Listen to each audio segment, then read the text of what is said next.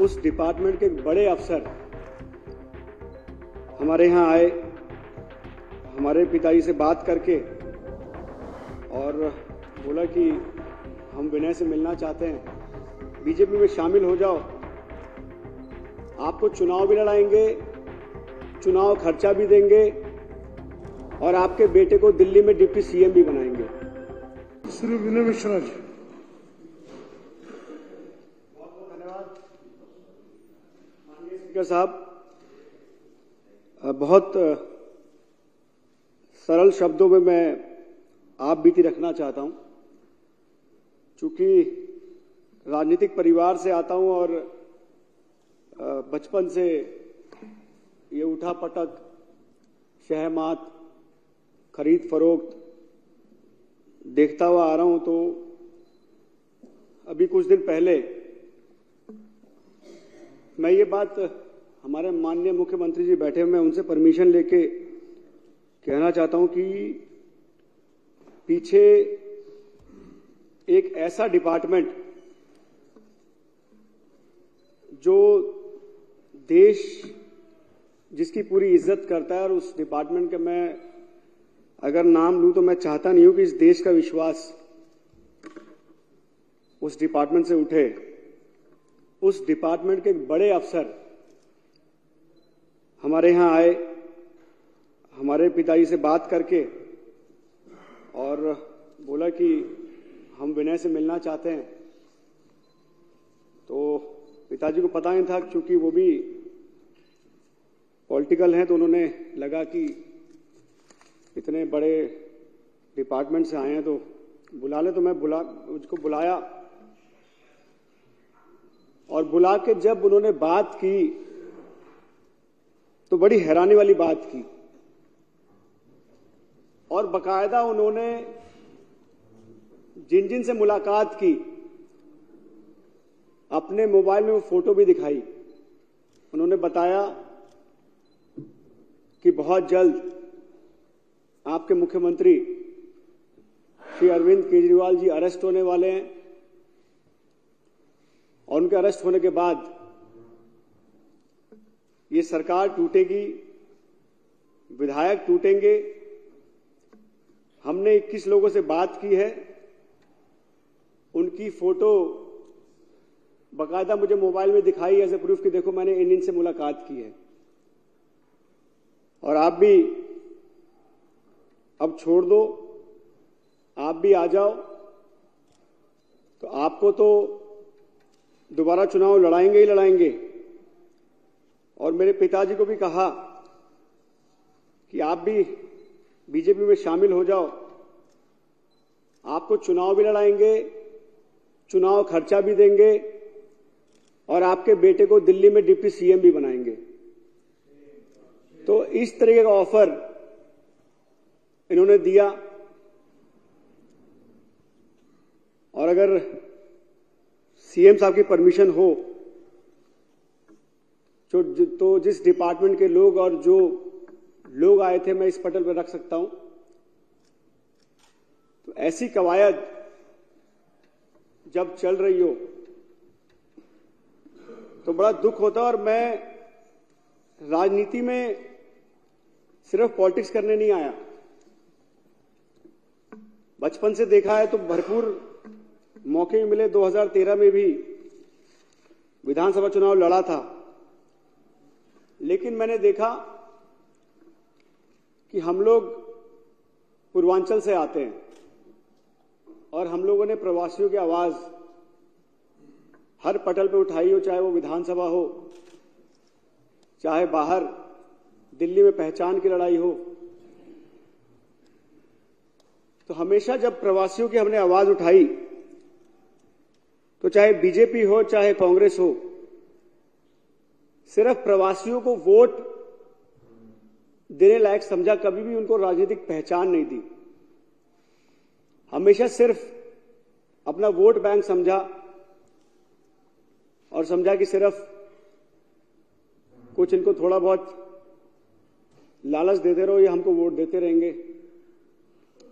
लेकिन मैं माननीय मुख्यमंत्री श्री अरविंद केजरीवाल जी को धन्यवाद करना चाहूंगा कि पूर्वांचल कि 16 लोगों को इन्होंने विधायक बनाया और आज बिहार यूपी के लोगों को जो दिल्ली में पहचान दी, मैं उसके लिए आपका बहुत बहुत धन्यवाद करना चाहता हूं। और एक बात और मैं कहना चाहता हूं कि दूसरी पार्टी के लोगों से मिलता हूं तो उनको मैं पूछता हूं कि आखिर आपको आम आदमी पार्टी से जलन क्या है, ये तो बताओ। आपको मतलब किस लिए देख के इतना गुस्सा आता है? मुझे लगता है, पता नहीं, जैसे लगता है कि आम आदमी पार्टी कोई विधायक आ गया या कोई पार्षद, मतलब जैसे लगता है कि नोच खाएं इसको। और बड़े बड़े इनके सांसद, दिल्ली के सांसद, उनका तो बस नहीं चल रहा। उनका बस चले तो कॉल, जो भी आम आदमी पार्टी तो कॉल वगैरह इसको जेल में बंद करो पहले, ये आलम है।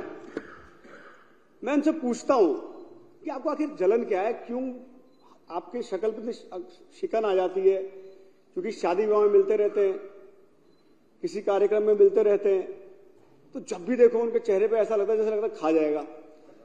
तो मैंने पूछा क्यों इतना गुस्सा आता है आपको?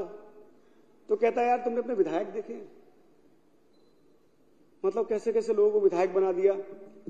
मैंने कहा अगर तुमने सही लोगों को विधायक बनाया होता तो इनको आने की जरूरत नहीं पड़ती। ये सारे आज आम आदमी पार्टी के विधायक दिल्ली में काम कर रहे हैं। आज दिल्ली में इन्होंने विधानसभा के चेहरे बदले हैं, तो इसलिए आज इनको दोबारा मौका। दिल्ली में एक बार नहीं, कई सारे विधायकों को 3-3 बार रिपीट किया। तो एक काम की पहचान है जो उन्होंने काम दिल्ली में किया, इसलिए दिल्ली में लोगों ने रिपीट किया।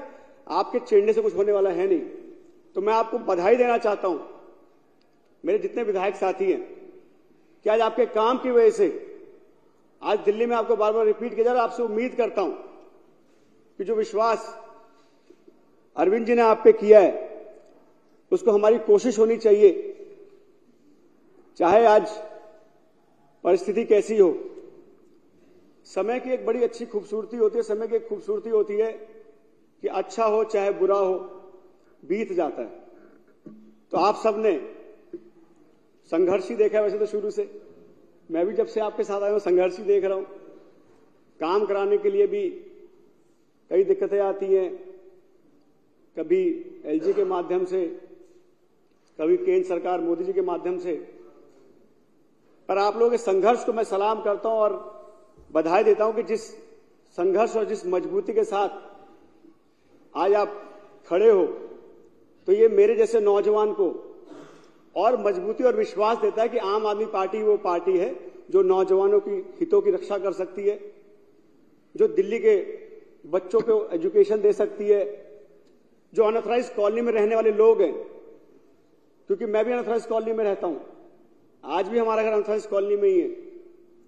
और अनऑथराइज्ड कॉलोनी में जो मूलभूत सुविधाएं जो आम आदमी पार्टी सरकार अरविंद जी के नेतृत्व में दी, वो आज देखने बनती है। और आज कोई भी ऐसी अनऑथराइज्ड कॉलोनी नहीं है जहां पे सड़क ना हो, सीवर ना हो, पानी ना हो, बिजली ना हो। क्योंकि मुझे याद है हम लोग छोटे थे, दूर दूर से खंबे, लोग लकड़ी के, उस समय बांस का खंबा मिलता था, दूर दूर से खंबे लोग लेके आते थे और बिजलियां जोड़ते, तार जोड़ के लाते थे और रात रात भर जग के उसकी रक्षा करनी पड़ती थी, कहीं दूसरी कॉलोनी वाला लाइट ना काट दे, हमारा तार ना काट दे। आज 24 घंटे बिजली देके उससे निजात दिलाया, और वो भी फ्री। पानी फ्री, बिजली फ्री, एजुकेशन फ्री, माता बहनों के लिए टिकट फ्री।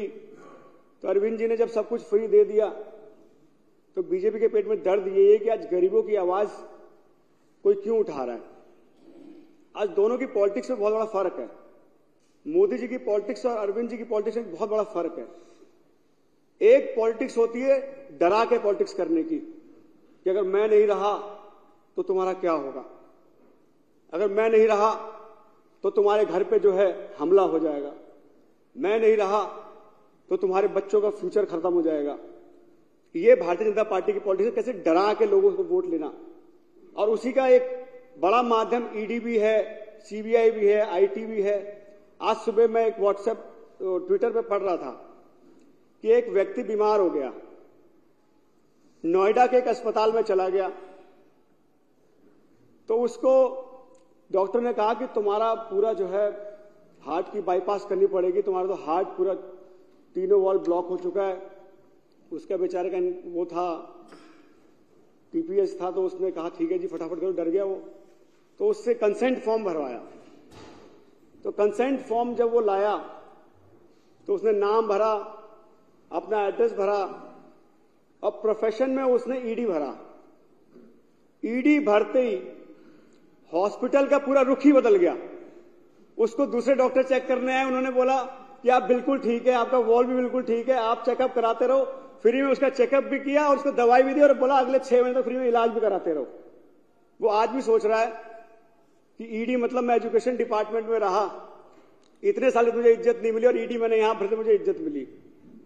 तो ये आज ईडी का डर ऐसा हो गया है, उस डर से आज सारी दुनिया जो है बीजेपी में शामिल हुई। तो ये आज मुझे भी पढ़ के लगा कि ये बात तो सही है। आज अगर किसी के घर फोन भी आ जाए तो उठाते ही फोन आ जाए तो वो ये बोलता है कि मैं ईडी से बोल रहा हूं, तो सामने वाला बोलता है मैं बीजेपी से बोल रहा हूं। तो ये ऐसा खौफ इन्होंने बिठा दिया, वही खौफ आज पूरे देश में इन्होंने बिठाया। और पहली बार ऐसा हुआ है और पहली बार ऐसा हुआ कि डेमोक्रेसी में आज चाहे छोटा रिक्शा चलाने वाला हो, चाहे बड़े से बड़ा बिजनेसमैन हो, आज कहीं भी प्रधानमंत्री जी के बारे में बोलने में डर रहा है। ये होती है डर की पॉलिटिक्स। एक होती है पॉलिटिक्स ऑफ एम्पावरमेंट, जिसमें आप लोगों को मजबूत करो, उनको शिक्षा देकर, उनको जब कोई परिवार में बीमार हो तो उनको चिंता ना हो। सर आप बीती बता रहा हूं तो इसलिए थोड़ा सा मुझे समय चाहिए सर आपसे। ये आप बीती है जेन्युइन, आपके सामने सारी बात रख रहा हूं। जिन माननीय सदस्यों ने बोलना है उनका समय मैं कम रह जाएगा। 2 मिनट और लूंगा। एक पॉलिटिक्स होती है एम्पावरमेंट की, जिसमें आप बच्चों को शिक्षा देते हो। किसी घर में कोई बीमार हो तो उसको चिंता ना हो, उसको पता हो कि मेरा इलाज बढ़िया हो जाएगा। महिलाओं को कहीं जाना हो तो उसको किसी का मुंह ना देखना पड़े, किसी को बुलाना ना पड़े कि मुझे ले चल गाड़ी में। आज महिलाओं को एम्पावर हमने किया कि आज कहीं उनको जाना हो तो उनको किसी का मुंह देखने की जरूरत नहीं है, बस पे जाएं और कहीं भी पूरी दिल्ली में जा सकती है। तो ये एम्पावरमेंट ऑफ जो पीपल है, ये पॉलिटिक्स दर्शाती है कि ये फ्यूचर इस देश का एम्पावरमेंट है कि आप अपने बच्चों को एम्पावर करो ताकि वो बच्चा किसी और देश में जाके नौकरी ना मांगे। वो बच्चा ऐसा बने कि दिल्ली में पूरे देश में आके उससे लोग कहें कि मुझे नौकरी। तो ये एम्पावरमेंट है, ये एम्पावरमेंट हम दिल्ली में देख रहे हैं। तो मैं इसलिए अरविंद जी को बहुत बधाई देता हूं और मैं कहना चाहता हूं सर कि आपके इन्हीं नीतियों की वजह से हमारे जैसे नौजवान आज प्रभावित है। चाहे वो बीजेपी वाले चाहे डिप्टी सीएम दे दे, चाहे पीएम दे दे, चाहे कुछ भी पैसा दे दे, हम आपके साथ हैं और दिल्ली के हितों के लिए आपके साथ कंधे से कंधा मिला के लड़ते रहेंगे। और मैं और मेरा पूरा परिवार, मैं परिवार इसलिए कहूंगा क्योंकि मेरे परिवार के बहुत से लोग पॉलिटिक्स में हैं, कोई निगम पार्षद है और कुछ सीनियर भी हैं। तो मेरा पूरा परिवार आप पे पूरा फेथ रखता है और हमेशा आपके साथ कंधे से कंधा मिला के लड़ाई लड़ते रहेंगे और आपको मजबूत करते रहेंगे। बहुत बहुत धन्यवाद।